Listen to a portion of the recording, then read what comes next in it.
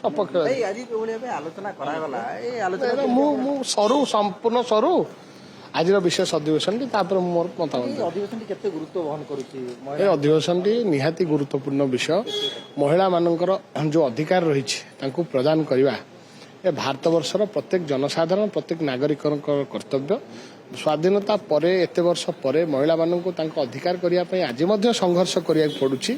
ଏ କଥା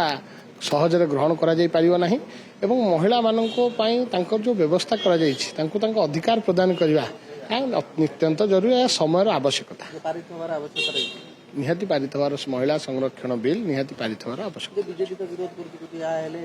ଆମେ ଆମର ହକ୍ ହରେଇବା ଅଧିକାର ବର୍ତ୍ତମାନ ସୁଦ୍ଧା ଗୃହରେ ଯାହା ଉପସ୍ଥାପନ କରାଯାଇଛି ଯେଉଁ ଯାହା ଯାହା ବିଜୁ ଜନତା ଦଳର ସଦସ୍ୟମାନେ ଉପସ୍ଥାପନ କରିଛନ୍ତି ମହିଳା ବିରୋଧୀ ବିଲ୍କୁ ସେମାନେ କୌଣସି ସ୍ଥାନରେ ବିରୋଧ କରିଛନ୍ତି ବୋଲି କହିନାହାନ୍ତି ସେ କହିଛନ୍ତି ମହିଳାମାନଙ୍କ ବିଲ୍କୁ ଆମେ ସମ୍ପୂର୍ଣ୍ଣ ଭାବେ ସମର୍ଥନ କରୁଛୁ ହରେଇବା